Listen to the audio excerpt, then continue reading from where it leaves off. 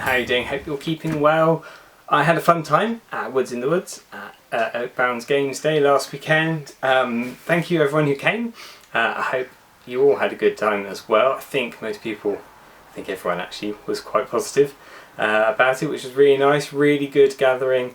More people than ever before, so this is good. Let's keep that a trend and get more and more people coming next year. Next year I'm going to have a look at other potential places because I love where we have it at the moment. It's really convenient for me and it's a beautiful setting, but I know that transport wise it's a bit difficult for some people, and we were a bit I think maxed out with parking this year. So we need someone with a slightly bigger parking lot, I guess, or space for more cars for next year if we're going to have more people. But anyway, thank you again for coming. It was good. I was going to take a video. I was going to do some interviews with people, talk them through their war bands, why they've made the choices they've made, how they're finding the day, things they're struggling with perhaps. But I didn't. I was too busy walking around talking to people, watching games, playing games. I took some photos, but I didn't do any filming or any interviews. But go along to our social media. Go on to our Facebook page. I'm going to put some photos on my blog as well. And subscribe to our newsletter, The Acorn. You can find that on our website, oakbound.co.uk/news. And sign up to that, and then I will release a full overview of the day with lots of lovely photographs. In the meantime, I know it's a little bit early, it's not quite July, but it's pretty much July, so we're going to look at two more editions of White Dwarf. So let's do the twiddly time warp thing and let's go and have a look. Here we are then, White Dwarf, White Dwarf 67. That's July 1985, and White Dwarf 187. That's July 1995. So let's put the witch elves to one side for the moment, and let's have a look at the oldie 80s White Dwarf with this. I guess I don't know. He could be a dwarf. He's got a beard. He looks quite short, but I think that's just the stance. I think he's just some kind of marauder there. Don't know. Do you know what this cover's from? Maybe you know what this cover's from. It's a cover by Mark Bromley. There you go. This is an interesting foreword from Ian Jackson. After 10 years of running a poor second to the USA in creation of fantasy games, I believe that at long last Britain is catching up. First came the solo game books. The quality of British miniatures is outstanding. Take a look at Citadel's Lord of the Rings figures, we will, and wait until you see the forthcoming D&D fillers. And as for games, Talisman and Battle Cards have been nominated for awards at Origins at 85, and no doubt Golden Heroes will follow them. All, of course, Games Workshop games. Yes, Ian. Well, I do think, I mean, when you're talking about the US leading the way in fantasy games, you're talking about Dungeons and Dragons, right? Ghosts, a non-mythos adversary for Call of Cthulhu. So yeah, this is good. This is detailing some various forms that ghosts can take in Call of Cthulhu, and it gives them some suggested attack forms. And what I quite like about this is that they're not all like combat-y attacks. They're things like your sleep is troubled, or you keep catching visions of this out of the corner of your eye. Although it uses the word attacks, it's not really a physical attack. In fact, ghosts generally, until they get very powerful, have no physical manifestations whatsoever. So yeah, it's an interesting take, an interesting way of putting those into Call of Cthulhu scenarios. Open Box is reviewing the Dragonlance Chronicles. Not so positive as he was about the previous ones, perhaps, but still celebrating the kind of open world nature of Dragonlance. Although he says that they're a little bit more railroady, these ones, than the previous editions. Thrud the Barbarian, Carl Critchlow, or Thrud the Destroyer I should say, Carl Critchlow, proving that he is absolutely a feminist here. I can't remember what her name is. Curses. I can't remember what this character's name is. We met her in the previous, in one of the previous slides. But anyway, she's going to show the ladies of the village how being a woman can be an advantage in a fight. Yes, by dropping a sword and showing off some cleavage, and then swiping the heads off the guys when they stoop to take a look. But then, of course, not all of the ladies of the village are of quite, shall we say, the same physique as our barbarian lady colleague there. So she's going to give them bow and arrows instead. So yes, very much not a feminist, not a feminist comic strip there. Peking Duck. This is a Champions and Golden's Hero scenario for 3 to 6 characters. This is quite fun. This is very much in the land of mafioso, but the drug running mafioso have some superheroes in league, some paid superheroes, other superheroes on the side. It's all full of intrigue. Takes place over the course of a single meeting in a Chinese restaurant in Chinatown, hence the name. And there's a lot in it, for considering it's a very simple and quite short scenario. There's an awful lot going on here. It leaves it quite open. I guess you could take it in any kind of direction. This is the end of the Travellers. Will it be the end of the Travellers, or will they return for yet another gripping storyline? Social customs in Traveller. It's a little bit preachy, that article. We'll skip over that one. A Murder at Flaxton. There's this removable not comic catalogue in the middle here, so this carries on through here. The Murder at Flaxton carries on through here. Nice little map. A seaside village, quaint little seaside village with, of course, a spooky island offshore, and the players are arriving at the inn to discover that a local customs official, or not a local customs official, in fact very much not a local, an imperial customs official, has met with, well, he's disappeared.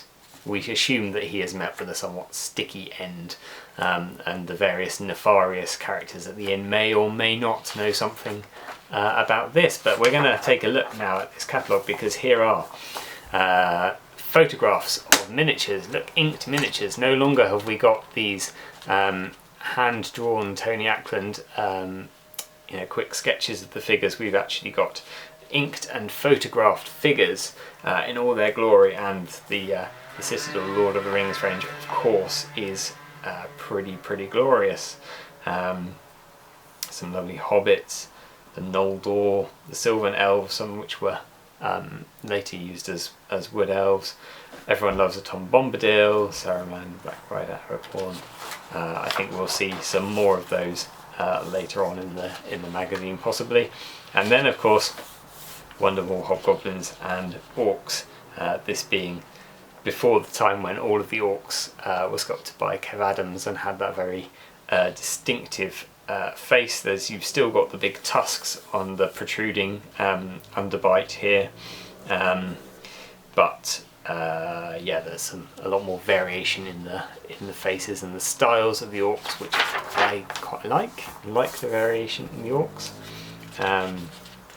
So yes, here's map 2, the Black Squid being the inn in question, and then the caves, and some daring doings on, some daring do at the inn, Chandler's Stores, and the island, because of course we have to go out to that spooky island to find out what's really going on.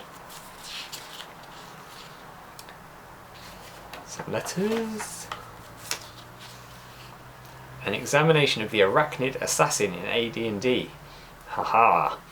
Discussion on how to use giant spiders better than just throwing them in as monsters, how they can lay in wait and even be sort of sent as trained trained monsters after player characters, maybe a little influenced by Shelob there, but an interesting take on spiders as a somewhat more worrying creature than perhaps a giant spider would normally be thrown into an adventure. Spiritual helpers, the Vivamancer. Created from high-level characters at the time of their death by a patron deity on the plane of Elysium. Their prime object is to aid goodly characters in a struggle against evil. So we've got sort of phantom NPCs, perhaps created from a player's previous character when they get deceased, but they are going to be friendly, helpful ghosts as opposed to those troublesome ones that we found in Call of Cthulhu earlier. And yes, indeed, here we are in the magic frame. We're looking here at close-up photography. Part 1 equipment tells you the things that you need. 35mm camera, age of film, of course, before digital technology. A tripod, a shutter release, all of the kind of things, lighting. Apart from worrying about film, most of this is pretty consistent with what you need now, and I've done obviously a couple of videos on my photography setup and how that's growing and hopefully improving over time. And then here are more pictures of those Lord of the Rings figures, along with some glorious stuff here. Here's another, that the Sauron figure from that Lord of the Rings range. And of course the wonderful Ralpartha Jabberwock here, one of my personal favourites, the half-troll chieftain from Asgard. I've got one on the shelf now. Alternative armies do him. I had to get mine from the Viking Forge in the States, but now alternative armies do him. I might have to get another one because I do love this troll chieftain. A Nick Bibby sculpt. Excellent, excellent work. And here is the latest Law versus Chaos diorama by the staff at Citadel Miniatures, featuring the handiwork of John Blanche, Dave Andrews and Tony Ackland, who claim to have knocked it together during a lunch break. I suspect slightly more than a lunch break, but I wouldn't be surprised if these Dave Andrews buildings were just sort of put together when they do these big dioramas that feature in the rulebook. Typically they're models that are based, and then they place them and they put sand and flock over to disguise the bases. So I can fully imagine this being assembled and photographed over a lunchtime rather than all of the figures painted and glued to a wooden base during that period. I think that would be a little much for one lunchtime. Some useful backpacks for AD&D. Obviously backpacks are useful in most roleplay situations. Gobbledygook here is having trouble brawling, not enough space for him to brawl. Got some more adverts, of course.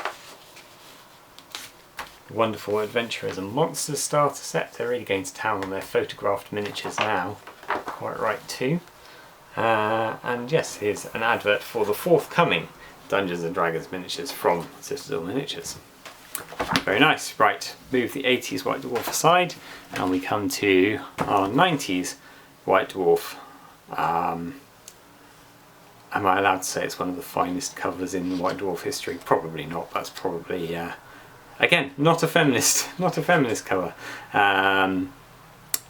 Yes. How to sell dark elves to teenage boys. Witch elves, definitely witch elves.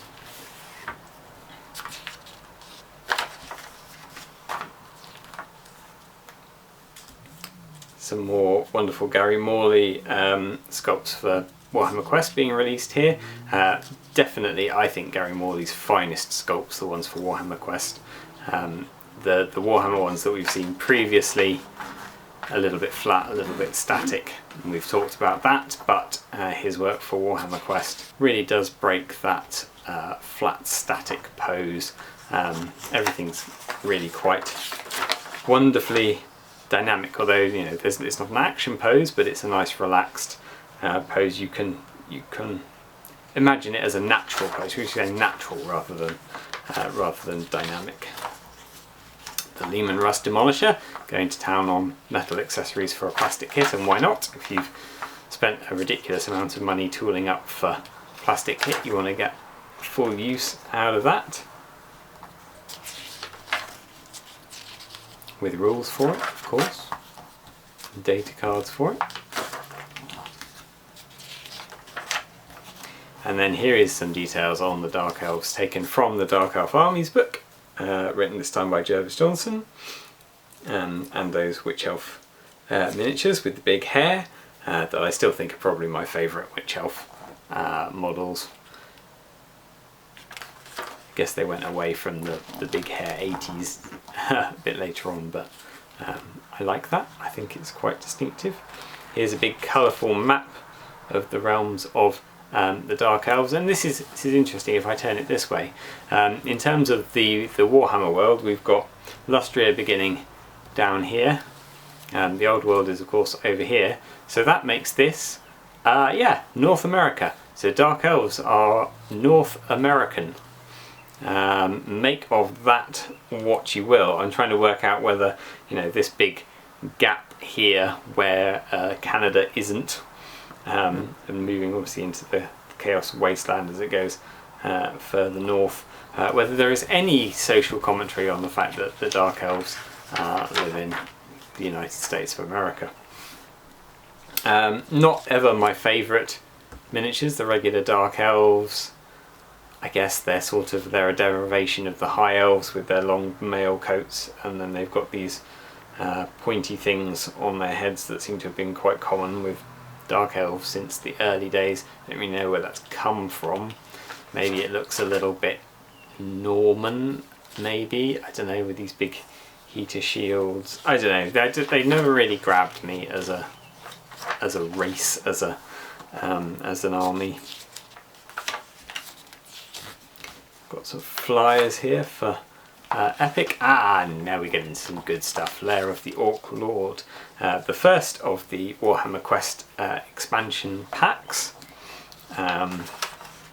Here's what you get in them. Bog-Off the Snotling, again one of the greatest miniatures ever sculpted.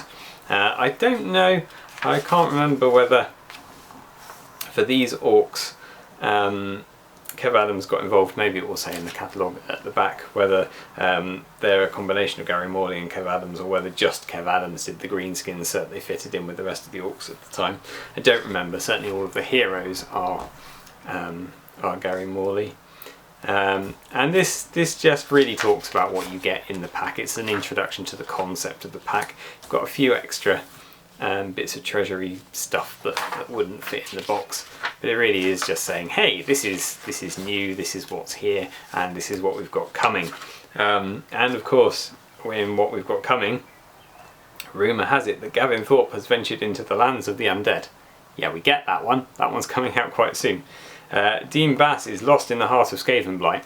We don't get that one. We've seen the unreleased Skaven Engineer that was probably for that pack, and maybe the Querix Laboratory with the Walkfire generator that's in a future issue, spoiler alert, future issue of White Dwarf, maybe sort of ties in with that, but that was never released. And neither was the Chaos Dwarf Sorcerers of Zar Negrund that Andy Jones was apparently working on. But again, there are some Chaos Dwarf floor plans in future issue of White Dwarf, so maybe that was intended for that pack and it never came off. I don't know why they never came off, whether they weren't popular enough or they were too expensive to produce, don't know. I would have thought Warhammer Quest was a very popular game, but maybe that's just my opinion. And do you remember the big fantasy battle a few issues ago where everyone got together and got out all of the fantasy miniatures? Well, here's another big battle report, this time a 40k battle report, with a bit more of an interesting scenario to it. This is people coming in at different times from different places. You've got four commanders on the sort of rebel Imperial side. This is like a rebel Imperial Guard unit led by a devious heretical psyker who's stood here in the middle of his unit of Ogrin, and his personal guard are defending him while he tries to make his getaway from Yeah, 4 Space Marine chapters: Space Wolves, Imperial Ultramarines, Dark Angels and Blood Angels are all chasing down. And it's interesting here that you've got the old Blood Angels Space Marine Land Speeder, and the newer Land Speeder alongside it. I like these old models alongside new models. There's very old Vincent Blackshadow with sidecar in the middle of the Dark Angels here, and the older Tarantula models with servitors. So these were clearly they're in the process of rebuilding the ranges. And here is the battlefield with that impressive landing pad, of course, that we saw in a previous edition. And the aim of this was to have as many vehicles on the table as possible, if you haven't already gathered from the sheer number of rhinos, predators, vindicators, razorbacks. Is there a vindicator? No, whirlwind, that are here, and all of the Lehman Russes and Chimeras that are here on the treacherous guard side. And lots of stuff blows up, and there's lots of cotton wool on tanks, and shall I give away what happens? No, probably not. Read it for yourself. Ha ha. Yeah. Does chaos triumph? No, of course it doesn't. Of course it doesn't. And then we're at the catalogue pages.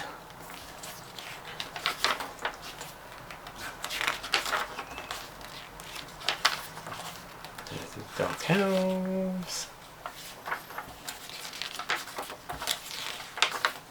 No, it's not going to show us. It's not going to show us who sculpted the Lair of the Orc Lord miniatures. Never mind, we'll find out. Someone will know. Somebody will write it in a comment below this video. And here are those Dark Elves. Quite a big Dark Elf force, considering they've only just introduced the Dark Elves. Someone must have been busy painting them in previous months, versus the Empire army with this awesome castle here that I don't think we see very often in White Dwarf. Yeah. Anyone know any more about this castle? I mean, we see this tower all the time. These cottages we see quite frequently. This is in the background of a lot of things. Don't remember seeing this very often, so maybe somebody knows the story behind that. Anyway, there we are. That is 2 more issues of White Dwarf. Join me next week when we will be looking at something else, possibly the next volume, that's the word, the next volume in the Encyclopedia Warhammica. Join me for that one. Take care, and I shall see you again.